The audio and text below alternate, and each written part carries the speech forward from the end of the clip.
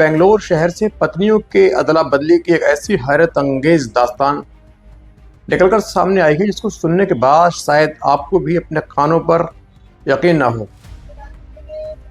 दरअसल बेंगलोर में दो व्यक्ति होते हैं।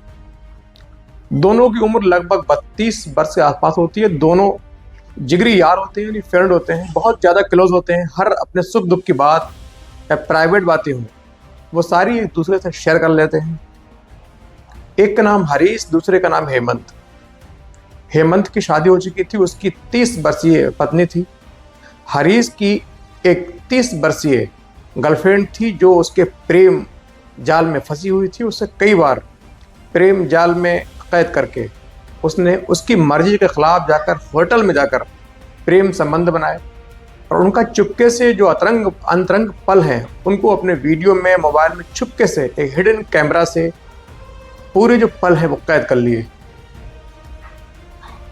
उसके बाद दोनों ने आपस में बातें की और ये तय किया कि हम अपनी अपनी जो गर्लफ्रेंड है, पत्नी है, उनसे अब ऊब चुके हैं, लिहाजा हम एक दूसरे के साथ जो अपनी गर्लफ्रेंड है, पत्नी है, उसको स्वैपिंग कर लें, अदला बदली कर लें तो कितना अच्छा लगेगा। दोनों दोस्तों को बड़ा अच्छा लगा। दोनों इस बात पे राज़ी हो गए कि हम अपनी जो पत्नी गर्लफ्रेंड है एक दूसरे से एक्सचेंज करेंगे और उनके साथ होटल में या कहीं रूम में अच्छे से जो अंतरंग पल हैं गुजारेंगे, उनके साथ फिजिकल रिलेशन कायम करेंगे। इसीलिए दोनों ने अपनी पत्नी और अपनी गर्लफ्रेंड को समझाया। जो गर्लफ्रेंड है वह मानने को किसी कीमत पे तैयार न हो रही थी, लेकिन फिर जो अंतरंग पल हरीश ने अपने मोबाइल फ़ोन में कैद किए थे उनको दिखाते हुए बोला कि शायद ये समाज में पहुंचेंगे, सोशल मीडिया पर पोस्ट होंगे तो शायद आपको बहुत तकलीफ़ होगी।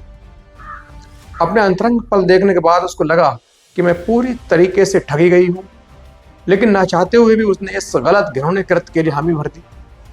उधर उसने भी अपनी पत्नी को किसी और बात पे उलझाकर उसको सुधारने के लिए उसको समझा बुझाकर लालच में लाकर झांसे में लेकर इसके लिए राजी कर लिया। फिर दोनों ये होटल में पहुंचे। उसके बाद पूरी रात दोनों एक दूसरे की पत्नी और गर्लफ्रेंड के साथ सोते रहे, लेकिन ये सिलसिला यही नहीं रुका। उसके बाद इन दोनों को एक नई आदत लगी। बेंगलोर में ऐसा एक व्हाट्सएप ग्रुप चलता है जिसमें पत्नी और पति, गर्लफ्रेंड, बॉयफ्रेंड ये सब ऐड रहते हैं। इनके बीच एक दूसरे के साथ पत्नियां और गर्लफ्रेंड शेयरिंग की जो स्वैपिंग है वो चल रही थी। उस ग्रुप में जुड़े। उससे जुड़ने के बाद अभी अपनी पत्नी और गर्लफ्रेंड को दूसरे बहुत सारे लोगों के साथ बदलते, इनको उनके साथ सोने के लिए भेजते, उनकी पत्नियों को या गर्लफ्रेंड को अपने साथ सुलाते। अब इनको इस बात का चस्का लग चुका था। आए दिन लगातार ये नई नई जो गर्लफ्रेंड्स हैं, दूसरी लड़कियां हैं, उनके साथ सोने के लिए ललायत रहते।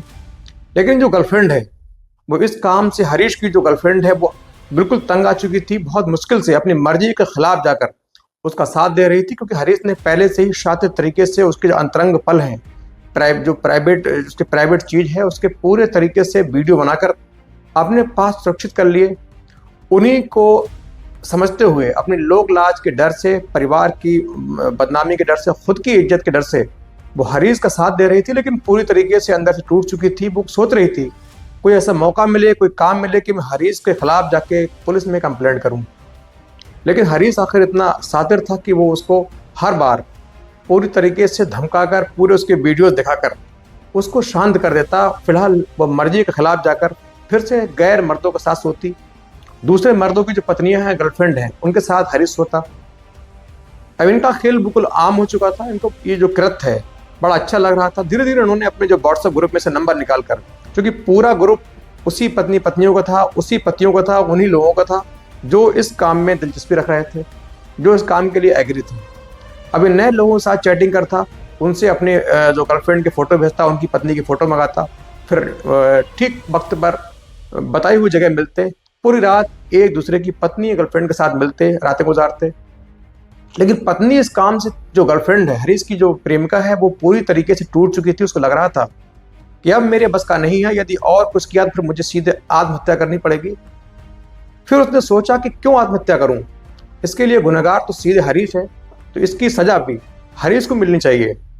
इसीलिए उसके अंदर हिम्मत आई, कॉन्फिडेंस आया, हौसला आया इस बार हरीश ने नए व्यक्ति के साथ व्हाट्सएप ग्रुप के जरिए ये तय किया, डील की कि फला वक्त पर हम दोनों मिलेंगे, आप अपनी पत्नी के साथ आना, मैं अपनी गर्लफ्रेंड को लेकर आऊँगा, दोनों मिलेंगे। उसके बाद एक दूसरे की जो पत्नियां हैं, गर्लफ्रेंड है, उसके साथ पूरी रात गुजारेंगे। तय वक्त पर हरीश अपनी प्रेमिका को लेकर होटल पहुंचा। वहां दूसरा व्यक्ति भी अपनी पत्नी को लेकर आया। दोनों ने जमकर शराब पी। उसके बाद दोनों की पत्नियों को अदला बदली के लिए कहा गया। तभी मौका पाकर जो गर्लफ्रेंड है हरीश की, ये वहां से सीधे भाग निकलती है और सीधे बेंगलुरु के एक अच्छे पुलिस स्टेशन पहुंचती है। वहां अधिकारियों को पूरी आपबीती सुनाती है। अधिकारी जब उसकी आपबीती सुनते हैं तो उनके रोंगटे खड़े हो जाते हैं। उनको लगा कि अपने देश में भी पश्चिमी देशों की तरह ये जो कृत्य है फल फूल रहा है, उनको अभी तक खबर नहीं। फौरन उसकी जो स्पेशल ब्रांच में एफआईआर दर्ज की गई। उसके लिए फिर इन सबकी पकड़ के लिए टीमें गठित की गई। हरीश और हेमंत दोनों को पुलिस ने गिरफ्तार किया। बाकी व्हाट्सएप ग्रुप में साइबर टीम की मदद से ये प्रयास किया जा रहा है, कोशिश की जा रही है कि कहाँ कहाँ तक इनके तार जुड़े हैं, व्हाट्सएप ग्रुप में कौन कौन लोग शामिल रहे। उन सबकी कुंडली खंगाल कर, सबके नंबर लेकर सबको ट्रेस किया जा रहा है।